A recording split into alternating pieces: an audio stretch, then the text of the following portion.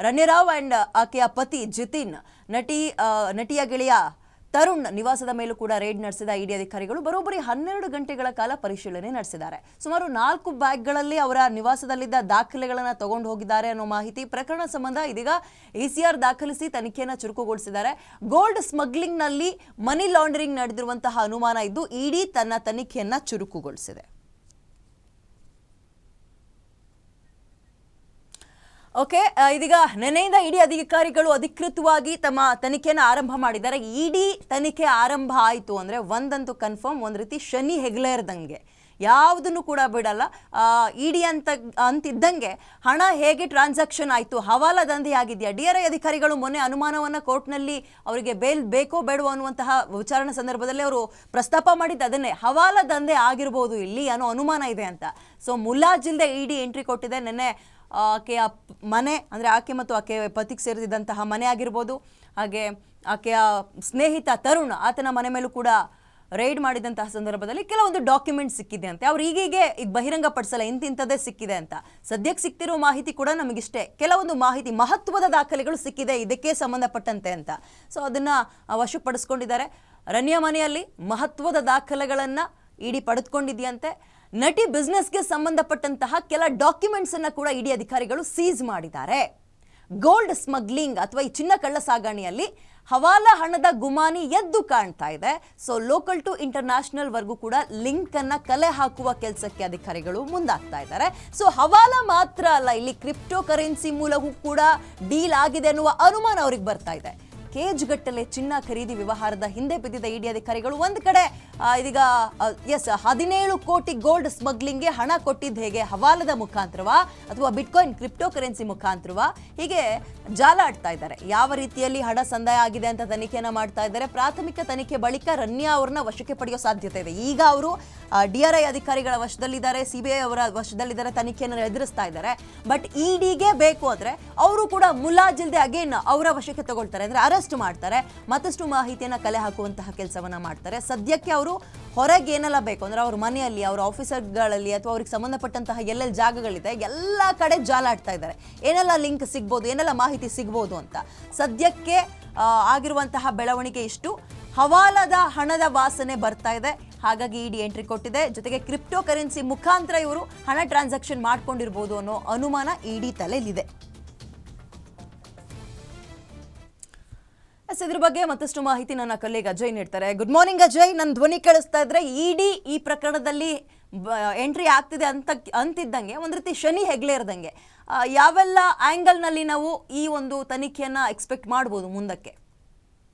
ಖಂಡಿತ ವಿಜಯ, ಅಂದ್ರೆ ನಿನ್ನೆ ಬೆಳಗಿನ ಜಾವ ಇಡಿ ಅಧಿಕಾರಿಗಳು ಈ ಒಂದು ಗೋಲ್ಡ್ ಸ್ಮಗ್ಲಿಂಗ್ ನ ಪ್ರಮುಖ ಆರೋಪಿ ಆಗಿರುವಂತ ರನ್ಯಾ ಫ್ಲಾಟ್ಗೆ ದಾಳಿಯನ್ನ ಮಾಡ್ತಾರೆ. ಒಟ್ಟು 4 ಅಧಿಕಾರಿಗಳು 2 ಕಾರ್ನಲ್ಲಿ ಹೋಗಿ ದಾಳಿ ಮಾಡಿದಂತ ಸಂದರ್ಭದಲ್ಲಿ ಇಡಿ ಅಧಿಕಾರಿಗಳು ಸಾಕಷ್ಟು ಮಾಹಿತಿಯನ್ನ ಕೆದಕುವಂತ ಕೆಲಸವನ್ನ ಕೂಡ ಮಾಡಿರುವಂತದ್ದು. ಪ್ರಮುಖವಾಗಿ ಈ ಒಂದು ಪ್ರಕರಣದಲ್ಲಿ A1 ಆರೋಪಿ ಆಗಿರುವಂತ ರನ್ಯಾರಾವ್ ಆಗಿರ್ಬೋದು, ಜೊತೆಗೆ A2 ಆರೋಪಿ ಆಗಿರುವಂತ ರನ್ಯಾರಾವ್ನ ಗೆಳೆಯ ಆಗಿರುವಂತ ತನುರಾಜ್ ಏನಿದ್ದಾರೆ ಅವ್ರಿಗೂ ಸಂಬಂಧಪಟ್ಟಂತ ಕೆಲವೊಂದಷ್ಟು ಮಾಹಿತಿಯನ್ನ ಈಗಾಗಲೇ ಇಡಿ ಅಧಿಕಾರಿಗಳು ಎಕ್ಕುವಂತ ಕೆಲಸವನ್ನ ಮಾಡ್ತಾ ಇದ್ದಾರೆ. ಜೊತೆಗೆ ನಿನ್ನೆ ದಾಳಿಯನ್ನ ಮಾಡಿದಂತ ಬೆಳಗ್ಗೆ 6 ಗಂಟೆ ಸುಮಾರಿಗೆ ದಾಳಿಯನ್ನ ಮಾಡಿದಂತ ಇಡಿ ಅಧಿಕಾರಿಗಳು ಸ್ವಯಂ ಪ್ರೇರಿತವಾಗಿ ಯಾವಾಗ ಈ ಒಂದು ವಿಚಾರ ಬೆಳಕಿಗೆ ಬರ್ತು, ಯಾಕಂದ್ರೆ ಅವರ ಮನೆಯಲ್ಲಿ ಅಂದ್ರೆ DRI ಅಧಿಕಾರಿಗಳು ಯಾವಾಗ 3ನೇ ತಾರೀಕು ರನ್ಯಾರನ್ನ ವಶಕ್ಕೆ ಪಡಿತಾರೆ ಅವತ್ತೇ ಬೆಳಗಿನ ಜಾವ ಹೋಗಿ ಆಕೆಯ ಮನೆಯಲ್ಲಿ ಒಂದು ಕೆದಕುವಂತ ಕೆಲಸವನ್ನ ಮಾಡ್ತಾರೆ. ಆ ಒಂದು ಸಂದರ್ಭದಲ್ಲಿ ಆ ಮನೆಯಲ್ಲಿ ರನ್ಯಾಗೆ ಸಂಬಂಧಪಟ್ಟ ಹಾಗೆ ಆ ಮನೆಯಲ್ಲಿ 2,67,00,000 ಹಣ ನಗದು ರೂಪದಲ್ಲಿ ಸಿಕ್ಕಿತ್ತು.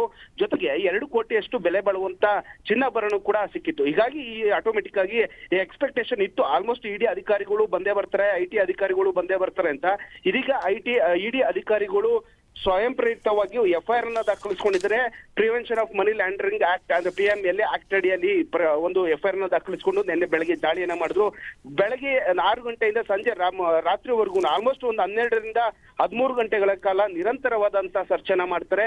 ಜೊತೆಗೆ ಆಕೆಯ ಮನೆಯಲ್ಲಿ ಅಂದ್ರೆ ಫ್ಲಾಟ್ ನಲ್ಲಿ ಒಟ್ಟು ಬೆಂಗಳೂರಿನ 9 ಕಡೆಗಳು ಸೇರಿದಂತೆ ಬೇರೆ ಬೇರೆ ರಾಜ್ಯದಲ್ಲಿ ಮುಂಬೈ ಆಗಿರ್ಬೋದು, ಡೆಲ್ಲಿ ಆಗಿರ್ಬೋದು, ಇಂಥ ರಾಜ್ಯದಲ್ಲೂ ಕೂಡ ದಾಳಿಯನ್ನ ಮಾಡಿದ್ರು ಇಡಿ ಅಧಿಕಾರಿಗಳು. ಇವ್ರಿಗೆ ಸಂಬಂಧಪಟ್ಟ ಹಾಗೆ ನಿವಾಸ ಆಗಿರ್ಬೋದು, ಆಡ್ಗೋಡಿಯಲ್ಲಿ ಇರುವಂತಹ ನಿವಾಸ ಆಗಿರ್ಬೋದು, ಲ್ಯಾವೆಲಿ ರಸ್ತೆಯ ಬೆಂಗಳೂರಿನಲ್ಲಿರುವಂತಹ ಕೋರಮಂಗಲದಲ್ಲಿರುವಂತಹ ಲ್ಯಾವೆಲಿ ರಸ್ತೆಯಲ್ಲಿರುವಂತಹ ಅವರ ಒಂದು ಫ್ಲಾಟ್ ನಲ್ಲೂ ಕೂಡ ದಾಳಿಯನ್ನ ಮಾಡಿದಂತ ಸಂದರ್ಭದಲ್ಲಿ ಒಟ್ಟು 4 ಬ್ಯಾಗ್ ಅಂದ್ರೆ ಸಂಪೂರ್ಣವಾಗಿ ಈಗಾಗಲೇ ಸರ್ಚ್ ಕೂಡ ಮುಗ್ದಿದೆ ರಾತ್ರಿ. ಆ ಒಂದು ಸಂದರ್ಭದಲ್ಲಿ 4 ಬ್ಯಾಗ್ಗಳನ್ನ ಇಡಿ ಅಧಿಕಾರಿಗಳು ವಶಕ್ಕೆ ಪಡೆದಿದ್ದಾರೆ. ಅದರಲ್ಲಿ ಕೆಲವೊಂದಷ್ಟು ದಾಖಲೆಗಳು, ಮಹತ್ವವಾದಂತಹ ದಾಖಲೆಗಳಾಗಿರ್ಬೋದು, ಕೆಲವೊಂದಷ್ಟು ಅವ್ರಿಗೆ ಸಂಬಂಧ ಈ ಒಂದು ಪ್ರಕರಣದಲ್ಲಿ ಬೇಕಾಗಿರುವಂತಹ ಅಂಶಗಳಲ್ಲಿ ಹುಡುಕುವಂತ ಸಂದರ್ಭದಲ್ಲಿ ಕೆಲವೊಂದಷ್ಟು ಮಾಹಿತಿ ಕೂಡ ಸಿಕ್ಕಿತ್ತು. ಹೀಗಾಗಿ ಇಡಿ ಅಧಿಕಾರಿಗಳು ಈಗಾಗಲೇ ಒಟ್ಟು 4 ಬ್ಯಾಗ್ಗಳಲ್ಲಿ ದಾಖಲೆ ಸಮೇತ ಈಗಾಗಲೇ ಹೋಗಿರುವಂತದ್ದು. ಜೊತೆಗೆ ಇಡಿ ಅಧಿಕಾರಿಗಳು ಈ ಒಂದು ಪ್ರಕರಣವನ್ನ ಸಾಕಷ್ಟು ಗಂಭೀರವಾಗಿ ತೆಗೆದುಕೊಂಡಿರುವಂತದ್ದು. ಯಾಕಂದ್ರೆ 2 ಕೋಟಿ ಹಣ ಅಂದ್ರೆ ಯಾವುದೇ ವ್ಯಕ್ತಿ ಆದ್ರೂ ಕೂಡ ತನ್ನ ಮನೆಯಲ್ಲಿ 2 ಲಕ್ಷಕ್ಕಿಂತ ಹೆಚ್ಚು ನಗದನ್ನ ಇಡೋ ಆಗಿಲ್ಲ. ಆ ಒಂದು ಸಂದರ್ಭದಲ್ಲಿ ಇಲ್ಲಿ ಈಕೆ 2 ಕೋಟಿಗಿಂತ ಹೆಚ್ಚಾಗಿ ಹಣವನ್ನ ಇಟ್ಟಿದ್ರೆ, ಜೊತೆಗೆ 2 ಕೋಟಿಗೂ ಹೆಚ್ಚು ಬೆಲೆ ಬಾಳುವಂತ ಚಿನ್ನಾಭರಣ ಸಿಕ್ಕಿರೋದ್ರಿಂದ ಇಡಿ ಅಧಿಕಾರಿಗಳು ಆರಾಮಾಗಿ ಬರ್ತಾರೆ. ಈ ಒಂದು ಪ್ರಕರಣದಲ್ಲಿ ಮತ್ತಷ್ಟು ವಿಚಾರಗಳನ್ನ ಬಯಲಿಗೆ ಹೇಳಬೇಕಾಗುತ್ತೆ. ಜೊತೆಗೆ ಈ ಒಂದು ಗೋಲ್ಡ್ ಸ್ಮಗ್ಲಿಂಗ್ ನಲ್ಲಿ ಕೇವಲ ಇಲ್ಲಿ ಹಣದ ಟ್ರಾನ್ಸಾಕ್ಷನ್ ಜೊತೆಗೆ ಹವಾಲಾ ರೀತಿಯಲ್ಲಿ ಒಂದು ಚಿನ್ನದ ಖರೀದಿ ಆಗಿರ್ಬೋದು, ಜೊತೆಗೆ ಕ್ರಿಪ್ಟೋ ಕರೆನ್ಸಿ ಹೇಳಿದಂತೆ ಅದೇ ರೀತಿಯಾಗಿ ಬಿಟ್ಕಾಯಿನ್ ನಲ್ಲೂ ಕೂಡ ಈ ಒಂದು ಪರ್ಚೇಸ್ ಆಗಿದೆಯಾ ಅಂತ ಕೆಲವೊಂದಷ್ಟು ಅಂಶಗಳು ಕೂಡ ಅನುಮಾನಗಳು ಕೂಡ ಇಡಿ ಅಧಿಕಾರಿಗಳಿಗೆ ಬಂದಿರುವಂತದ್ದು. ಹೀಗಾಗಿ ತನಿಖೆಯನ್ನು ಕೂಡ ಮತ್ತಷ್ಟು ಚುರುಕುಗೊಳಿಸಿದ್ದಾರೆ. ವಿದ್ಯಾ, ಥ್ಯಾಂಕ್ ಯು ತಮ್ಮ ಡೀಟೇಲ್ಸ್ಗೆ. ಪರಪ್ಪನ ಅಗ್ರಹಾರದಲ್ಲಿರುವಂತಹ ರನ್ಯಾಗೆ ಎದೆಬಡಿತ ಈಗ ಹೆಚ್ಚಾಗಿರುವಂಥದ್ದು. ಚಿನ್ನ ಅಕ್ರಮ ಸಾಗಣೆ ಪ್ರಕರಣದಲ್ಲಿ ಬಂಧನಕ್ಕೊಳಗಾಗಿರುವಂತಹ ರನ್ಯರಾವ್ ಜಾಮೀನನ್ನ ಕೋರಿ ಸಲ್ಲಿಸಿರುವಂತಹ ಅರ್ಜಿ ವಿಚಾರಣೆ ಇವತ್ತು ಕೋರ್ಟ್ ಪೂರ್ಣಗೊಳಿಸಲಿದೆ ಎಂದು ತೀರ್ಪನ್ನ ಪ್ರಕಟಿಸಲಿದೆ. ಜಾಮೀನು ಅರ್ಜಿ ವಿಚಾರಣೆ ವೇಳೆ ಡಿಆರ್ಐ ವಿರುದ್ಧವೇ ರನ್ಯಾ ಸಾಲು ಆರೋಪವನ್ನು ಮಾಡಿದ್ರು. ಗೋಲ್ಡ್ ಸ್ಮಗ್ಲಿಂಗ್ ಕೇಸ್ ಸಂಬಂಧ ರನ್ಯರಾವ್ ತನಿಖೆಗೆ ಸಹಕಾರವನ್ನು ನೀಡಿದ್ದಾರೆ. ಇನ್ನು ವಿಚಾರಣೆಯ ಒತ್ತಡದಿಂದ ಮೆಂಟಲಿ ಡಿಸ್ಟರ್ಬ್ ಆಗಿದ್ದಾರೆ. ಹಾಗಾಗಿ ಜಾಮೀನು ಕೊಡಬೇಕನ್ನೋದಾಗಿ ರನ್ಯಾ ಪರ ವಕೀಲರು ವಾದವನ್ನ ಮಂಡಿಸಿದ್ರು. ಇದಕ್ಕೆ ಡಿಆರ್ಐ ಪರ ವಕೀಲರು ಆಕ್ಷೇಪಣೆಯನ್ನ ಎತ್ತಿದ್ರು. ಹೀಗಾಗಿ ಇವತ್ತು ಅಂದ್ರೆ ಈ ಪ್ರಕರಣದ ಹಿಂದೆ ಸಿಂಡಿಕೇಟ್ ಗ್ಯಾಂಗ್ ಇದೆ, ತನಿಖೆಗೆ ಸರಿಯಾಗಿ ಸಹಕರಿಸ್ತಾ ಇಲ್ಲ, ಇನ್ನು ಸಾಕಷ್ಟು ತನಿಖೆ ಮಾಡೋದು ಬಾಕಿ ಇದೆ. ಹಾಗಾಗಿ ಜಾಮೀನು ಕೊಡಬಾರದು, ಕೊಟ್ರೆ ಸಾಕ್ಷಿಗಳು ನಾಶ ಆಗುವಂತ ಸಾಧ್ಯತೆ ಇದೆ. ಹಾಗಾಗಿ ಜಾಮೀನು ನೀಡಬಾರದಂತ ವಾದವನ್ನ ಮಂಡಿಸಿದ್ರು. ಹಾಗಾಗಿ ವಾದ ಪ್ರತಿವಾದವನ್ನ ಆಲಿಸಿದಂತ ಕೋರ್ಟ್ ಇವತ್ತಿಗೆ ತೀರ್ಪನ್ನ ಕಾಯ್ದಿರಿಸಿತು.